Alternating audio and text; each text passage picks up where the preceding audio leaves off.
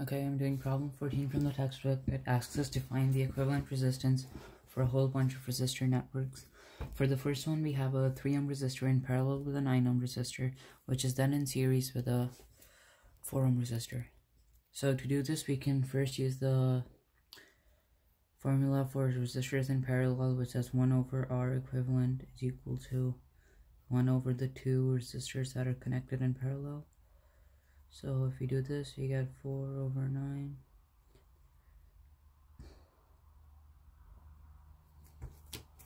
And then if we flip both equations, we can get that the equivalent resistance is equal to 9 over 4 amps. Next, we can proceed to the next one, which is a slightly more complicated circuit. It has one 10 ohm resistor in series with a 5 ohm resistor and a 3 ohm resistor in series.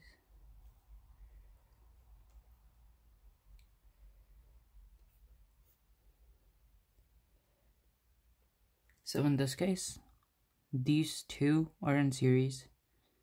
If we consider first these two resistors to be in series, we can recreate the diagram as this. 10.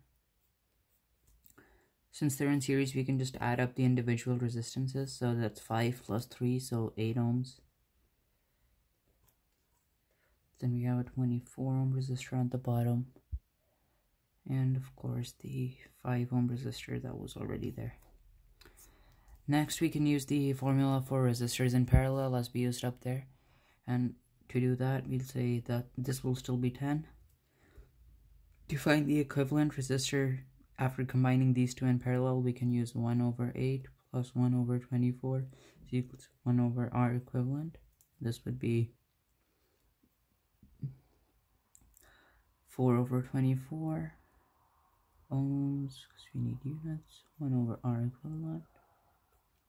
And if we solve this, we get R equivalent is equal to 6 ohms. So we have 10 ohms, another resistor for 6 ohms, and then finally a 5 ohm resistor.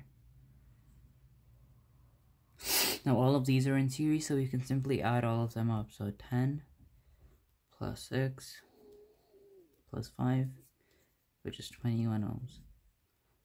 So that boils down to an equivalent resistance for 21 ohms for the second circuit setup.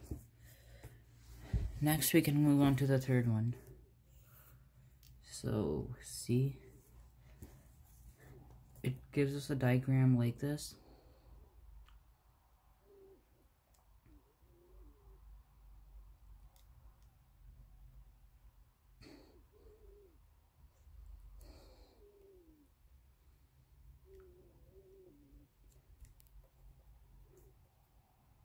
So first we can try to recreate the diagram so it's easier to see the wires itself. So we can do 2 ohms, 4 ohms,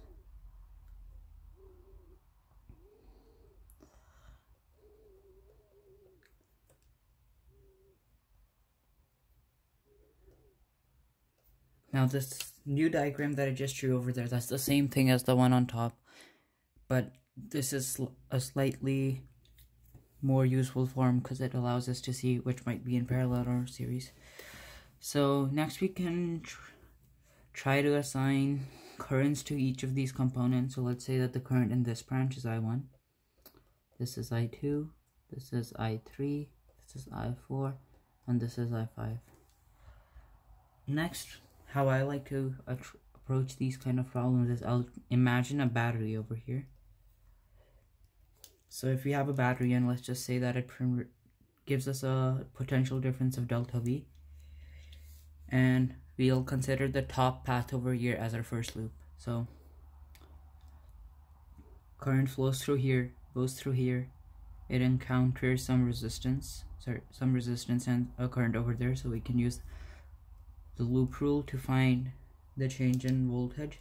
So delta V, that was a plus sign, we go over here, we lose negative 2 I volts, continuing on to the loop I4 times 10 ohms, that's the voltage that we're going to lose as we move through here, because voltage equals IR, so negative 10 I4, that's equal to 0. Next, we can consider another loop. We can say, let's go from here. We'll again take the top resistor, but instead from going from the top branch on the resistor in parallel on the right, we'll take this branch, and then we'll go through here. So we will still have delta V, since we're still going through this battery. We'll still lose negative 2I ohms from this resistor over here, but instead we're going to take this bottom path. So negative I5 times 5 ohms is going to be the voltage that we lose once you go through this resistor over here. Now we can simplify this by subtracting the second equation from the first. So this would cancel out, the I1s would cancel out, and what we would get is 5I5 is equal to 10I4, or that I5 is equal to 2I4. Next, we can do a similar thing for the resistors on the left. We can consider one path in which we go through the left branch. We take the top branch on the left parallel resistors and take the top branch over here, and then take the bottom branch over here and take the top branch over there. So in this case, let's say when we go top left, we could say that our potential differences in our loop would be delta V minus 2I1 minus 10I4, and that needs to be 0. And then in our bottom left branch, that's going to be delta V minus 4I2 in this case, since we have a 4 ohm resistor and the current over there we said is I2, and minus 10I4 since we're still deciding to take the top branch once we exit, so 0. Once again, we'll subtract these two equations and we'll get negative 2I1 is equal to 4I2, and this gives us that I1 is equal to 2I2. Next, we'll use these results and try to recreate our diagram so it's a little simpler. So I1 we found is equal to 2I2, so we'll still call the top branch I1.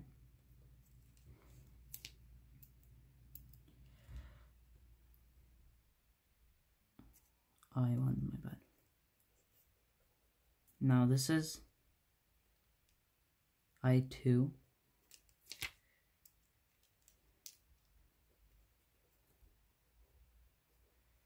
and then we have I4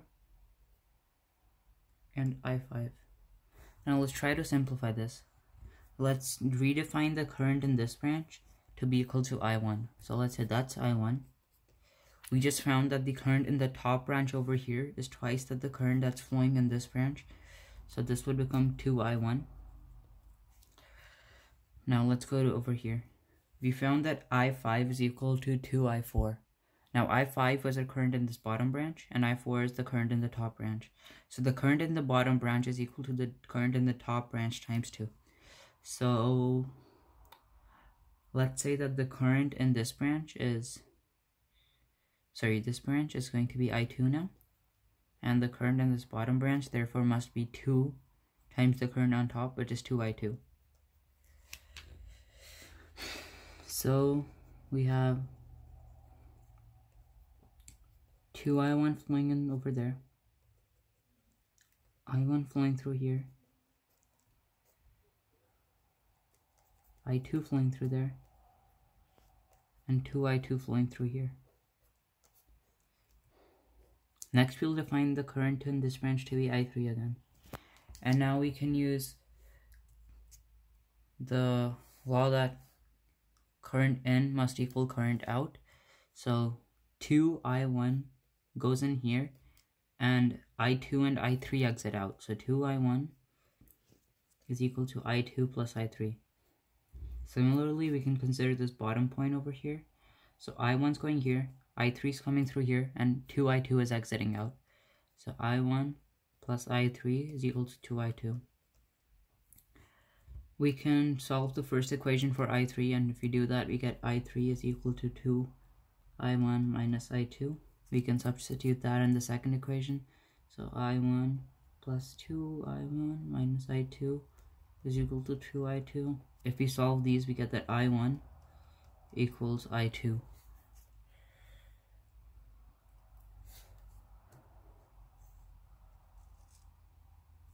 Next, we can redraw our circuit diagram again.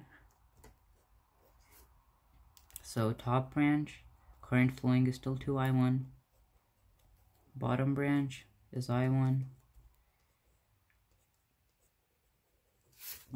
In our top right branch before, the current was I2, but we just showed that I2 is equal to I1. So we can say this current is also equal to I1. And by similar reasoning, the current below would be 2I1, sorry.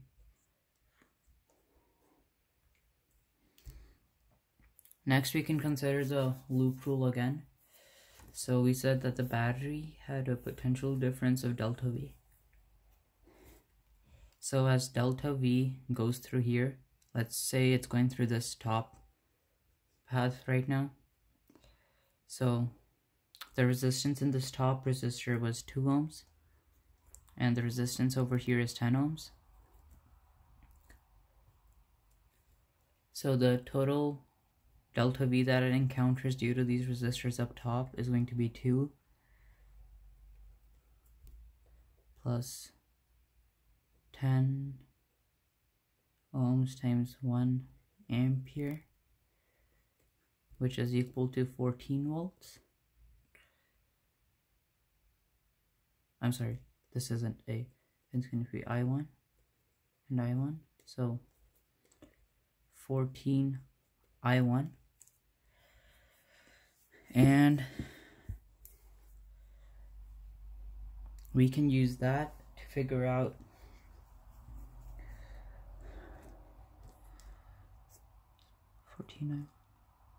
we can use V equals IR over here, where I is the total current in the circuit and the resistance is the resistance effective. So we'll say that the delta V is equal to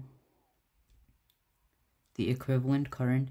The equivalent current in the circuit is going to be 2I1 plus I1, since this is the current that goes in and it branches off into 2I1 and I1. So 3I1 times the resistance effective, and we just need to solve for resistance effective. So we can do that by dividing delta V by 3I1, and we just found that I1 is equal to delta V divided by 14. So we can substitute that over here, 3 times delta V over 14. And if we simplify this, we get that the effective resistance is equal to 14 over 3 ohms.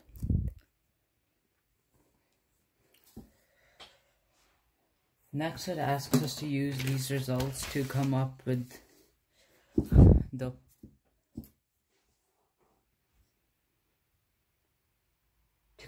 current flowing through each branch in circuit network 2. So to look at circuit network number 2 again, we found that the effective resistance was equal to 21 ohms. And now they say that we also have internal resistance in the battery. So if you think about it, this is our battery. We have some internal resistance here. Current flows through here, and we encounter a 21 ohm resistor over here. So these are just in series, right? So the new R effective is just going to be 22 ohms. What we can do with that is say that using Ohm's law, 12 volts equals I times 22 ohms. If we solve for I, we get I is equal to approximately 0.54 amps. Now we can take a closer look at the circuit diagram that they gave us over here. So we have a current flow of 0.54 amps flowing through here and through here, since they're in series. And we know that the potential difference of each component in series must add up to the total potential difference of the battery. So 10 ohms plus 5 ohms plus the 1 ohm resistor in the battery itself. That's how much resistance we face in series. That's not including the parallel circuit that we see over there. So the delta V through the elements in series is going to be 10 ohms plus 5 ohms plus 1 ohm times 0.54 amps. But what we really need is how much voltage is going through the circuit in parallel. So to do that, we can just subtract the total voltage minus delta V series. If we do that, we get a voltage of around 3.06 volts. Then we'll use Ohm's law again for each of these individual components. So we have a voltage difference of 3.06 volts here, 3.06 volts here. Divide this by the resistance, 8 for the top one, so that's 3.06 divided by 8. Sorry, my bad, that was 3.36 divided by 8, so that's around 0.42 amps. And in the bottom it's going to be 3.36 divided by 24, so 3.36 divided by 24, and that gives us still a current about 0.14 amps. So we finished part D of the problem, and part E asks us to find the power dissipated in the 10 ohm resistor and the 24 ohm resistor. In the 10 ohm resistor, we can just use P equals IV, rearrange that to form I squared R. The resistance is 10 ohms. The current we just found is 0.54 amps. Square this, and that gives us a voltage of around 2.9 watts. Sorry, of power of around 2.9 watts. Then we can do a similar thing for our resistor, 24 ohm resistor down here. In this case, we'll again say that power is equal to IV, but this time we'll use V squared over R. We just found out that the voltage over there is 3.36 volts. Square that and divide that by the total resistance, 24 amps.